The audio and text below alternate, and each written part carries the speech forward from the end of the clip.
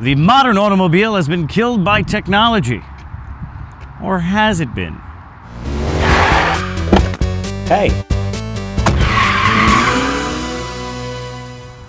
Today I'm standing next to a 2019 Honda CRV, and as much as I don't really care to review this car, especially since I reviewed a 2016 Honda Civic, and this is essentially that on stilts, I was impressed to see how much technology comes packed into this on just about every single trim level of the model. Technology has overtaken your average modern car, and your average car enthusiast isn't very happy about that. What we were used to seeing in a 7 Series BMW or in an S-Class Mercedes is now standard in a $30,000 Honda. Within only a decade or so, we went from, oh my God, that car has Bluetooth, to what do you mean it doesn't drive itself?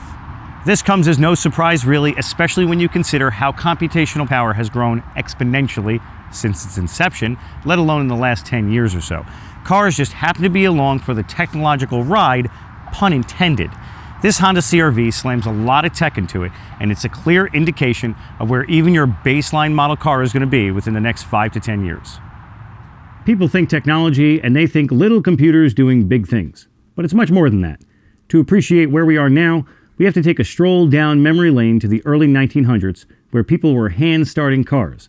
There's nothing better than risking an injury before even getting into an automobile.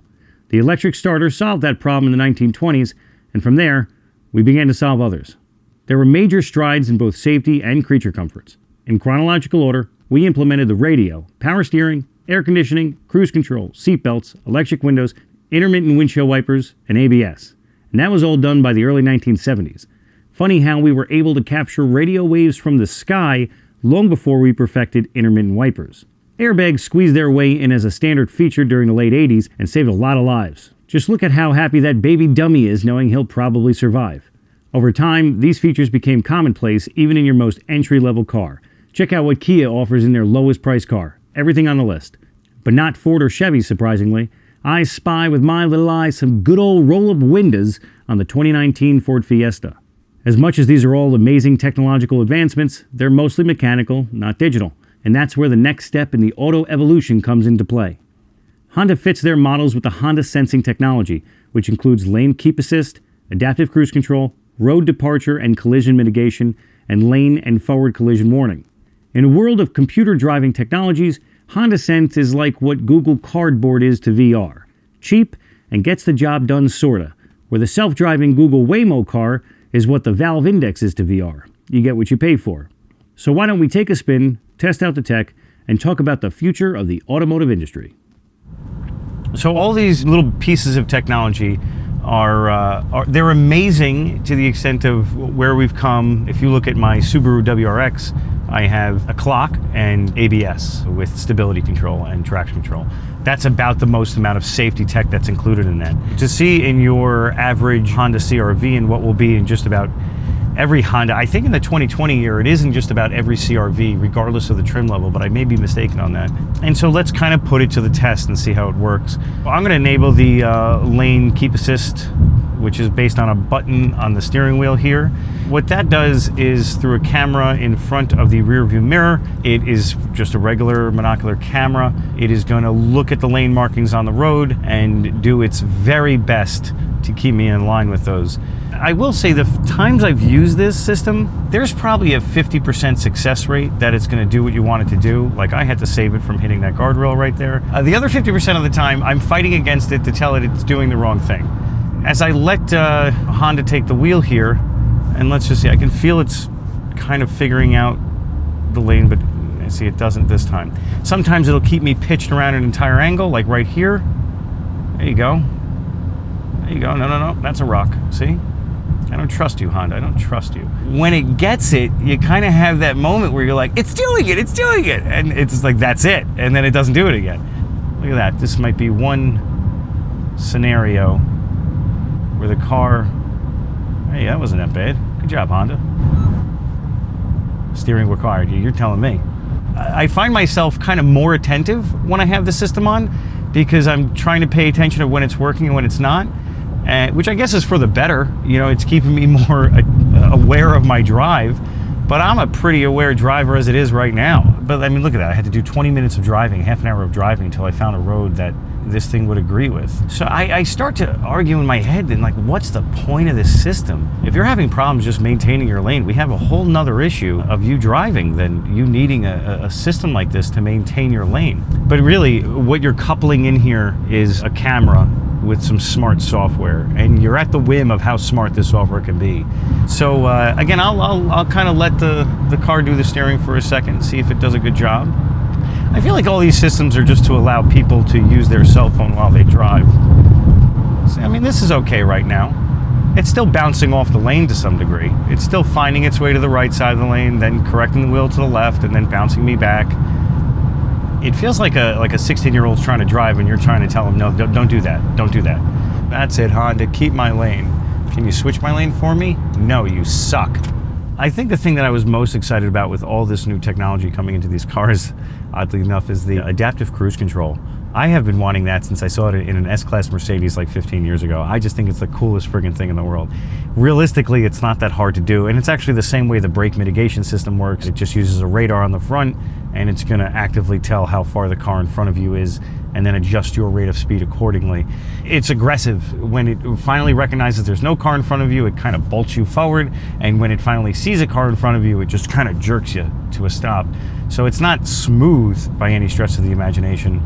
This scenario right here might be the perfect situation where cruise control works brilliantly, because this always gets congested. So if I don't have to hit a pedal, that's a win in my book.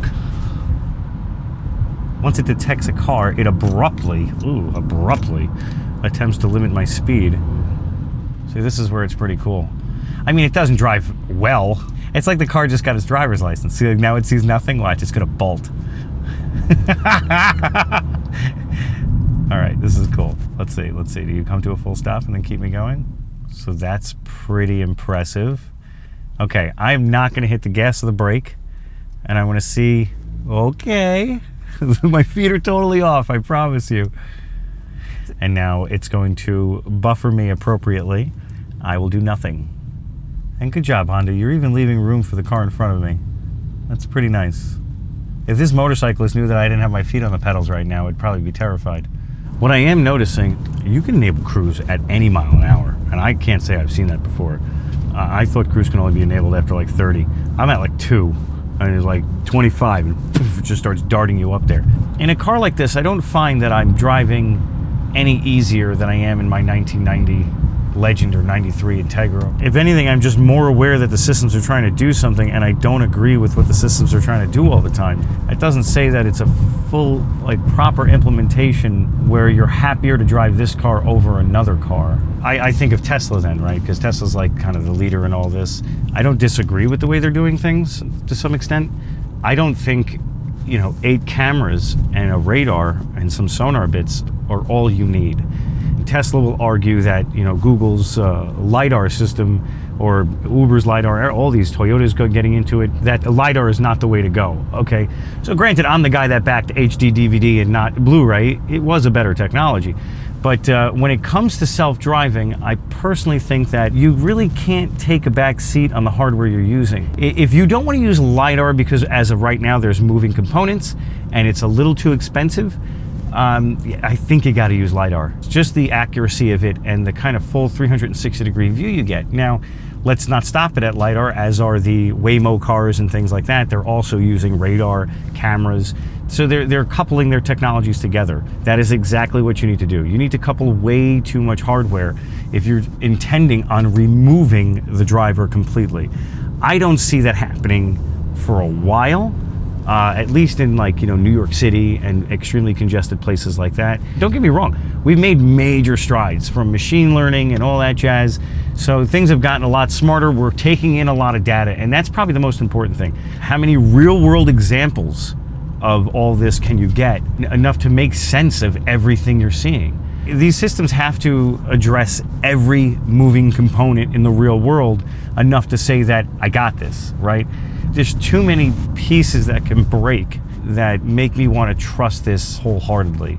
And I totally support the movement of it and trying to get to that point where autonomous driving exists, because while I may be a good driver, and I know a lot of good drivers out there, your average driver is effing scary, man.